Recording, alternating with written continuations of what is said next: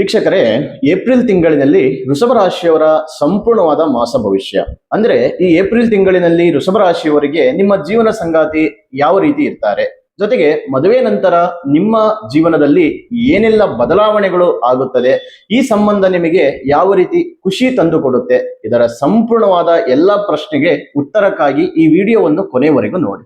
ನೀವೇನಾದರೂ ನಮ್ಮ ಚಾನೆಲ್ಗೆ ಹೊಸ ವೀಕ್ಷಕರಾಗಿದ್ದರೆ ಈ ಕೂಡಲೇ ನಮ್ಮ ಚಾನೆಲ್ ಅನ್ನು ಸಬ್ಸ್ಕ್ರೈಬ್ ಮಾಡಿಕೊಳ್ಳಿ, ಹಾಗೆ ಪಕ್ಕದಲ್ಲಿರುವ ಬೆಲ್ ಐಕಾನ್ ಅನ್ನು ಪ್ರೆಸ್ ಮಾಡಿ.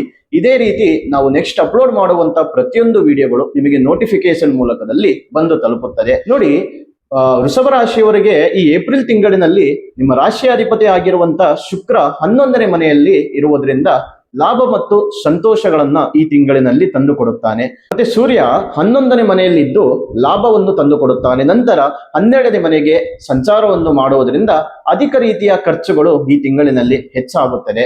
ಸ್ವಲ್ಪ ಖರ್ಚಿನ ಕಡೆ ಗಮನ ಕೊಡಿ.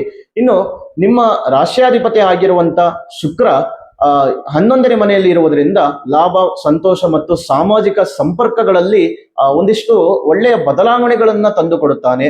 ಹೊಸ ಪರಿಚಯ ಈ ಸಮಯದಲ್ಲಿ ನಿಮಗೆ ಉಪಯೋಗ ಆಗುವಂತ ಸಾಧ್ಯತೆಗಳಿದೆ. ಇನ್ನು ಸೂರ್ಯ 11ನೇ ಮನೆಯಲ್ಲಿ ಇದ್ದು ಲಾಭದ ಅವಕಾಶಗಳನ್ನ ತಂದು ಕೊಡುತ್ತಾನೆ.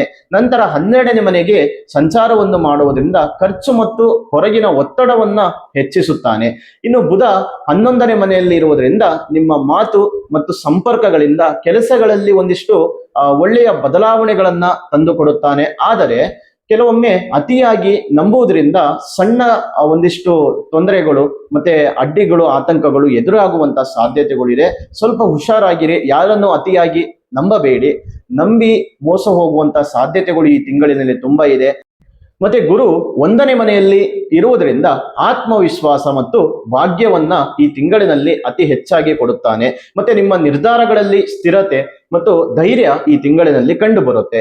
ಇನ್ನು ರಾಹು 11ನೇ ಮನೆಯಲ್ಲಿ ಇರುವುದರಿಂದ ಒಂದಿಷ್ಟು ಧನ ಲಾಭಗಳು ಮತ್ತೆ ಹಣದ ವಿಚಾರದಲ್ಲಿ ಉತ್ತಮವಾದಂತ ಒಂದು ವ್ಯವಹಾರಗಳು ನಡೆಯುತ್ತದೆ. ವೃತ್ತಿ ಜೀವನದಲ್ಲಿ ನೀವು ಮಾಡಿದಂತ ಶ್ರಮಕ್ಕೆ ನಿಧಾನವಾಗಿ ನಿಮಗೆ ಫಲ ಸಿಗುತ್ತದೆ.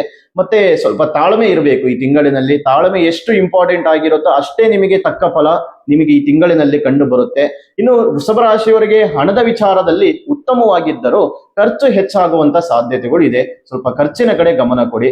ಮತ್ತೆ ಕುಟುಂಬದಲ್ಲಿ ಒಂದಿಷ್ಟು ಸಹನೆ ಮತ್ತೆ ಶಾಂತಿ ಈ ತಿಂಗಳಿನಲ್ಲಿ ತುಂಬಾ ಉಪಯೋಗಕ್ಕೆ ಬರುತ್ತದೆ. ಈ ಒಂದು ವಿಚಾರಗಳನ್ನ ನೀವು ಫಾಲೋ ಮಾಡುವುದರಿಂದ ಒಂದಿಷ್ಟು ಬದಲಾವಣೆಗಳನ್ನ ಈ ತಿಂಗಳಿನಲ್ಲಿ ಕಾಣಬಹುದು. ಇನ್ನು ಈ ತಿಂಗಳಿನಲ್ಲಿ ವೃಷಭ ರಾಶಿಯವರು ಏಪ್ರಿಲ್ ತಿಂಗಳಿನಲ್ಲಿ ಮಾಡಬೇಕಾದಂತ ಮುಖ್ಯವಾದಂತ ಪರಿಹಾರಗಳು ಏನಂದ್ರೆ, ಶುಕ್ರನ ಅನುಗ್ರಹಕ್ಕಾಗಿ ಶುಕ್ರವಾರದ ದಿನ ನೀವು ಮಾಡಬೇಕಾಗಿರುವಂತದ್ದು ಮಹಾಲಕ್ಷ್ಮಿ ದೇವಸ್ಥಾನಕ್ಕೆ ಭೇಟಿ ನೀಡಿ ಒಂದಿಷ್ಟು ಹೂವುಗಳನ್ನ ಅರ್ಪಿಸಿ ಪೂಜೆ ಮಾಡಿ ಪ್ರಾರ್ಥನೆ ಮಾಡಿ. ಮತ್ತೆ ಸೌಭಾಗ್ಯಕ್ಕೆ ಅಂದ್ರೆ ಮನೆಯಲ್ಲಿ ಸಂಜೆ ವೇಳೆಗೆ ಲಕ್ಷ್ಮೀ ದೇವಿಗೆ ದೀಪ ಹಚ್ಚಿ. ಇನ್ನು ಈ ಒಂದು ವಿಡಿಯೋ ವೀಕ್ಷಕರೇ ನಿಮಗೆ ಇಷ್ಟವಾಗಿದ್ದರೆ ಲೈಕ್ ಮಾಡಿ, ಶೇರ್ ಮಾಡಿ, ಜೊತೆಗೆ ನಮ್ಮ ಚಾನೆಲ್ ಅನ್ನು ಸಬ್ಸ್ಕ್ರೈಬ್ ಮಾಡಿಕೊಳ್ಳಿ. ಇನ್ನು ಹೆಚ್ಚಿನ ಮಾಹಿತಿಗಾಗಿ ನಿಮ್ಮ ವೈಯಕ್ತಿಕ ಜಾತಕದ ಪರಿಶೀಲನೆಗಾಗಿ ಈ ಒಂದು ಸ್ಕ್ರೀನ್ ನಲ್ಲಿ ಕಾಣುತ್ತಿರುವ ಸಂಖ್ಯೆಗೆ ಕರೆ ಮಾಡಿ ನಿಮ್ಮ ಅಪಾಯಿಂಟ್ಮೆಂಟ್ ಬುಕ್ ಮಾಡಿಕೊಳ್ಳಿ.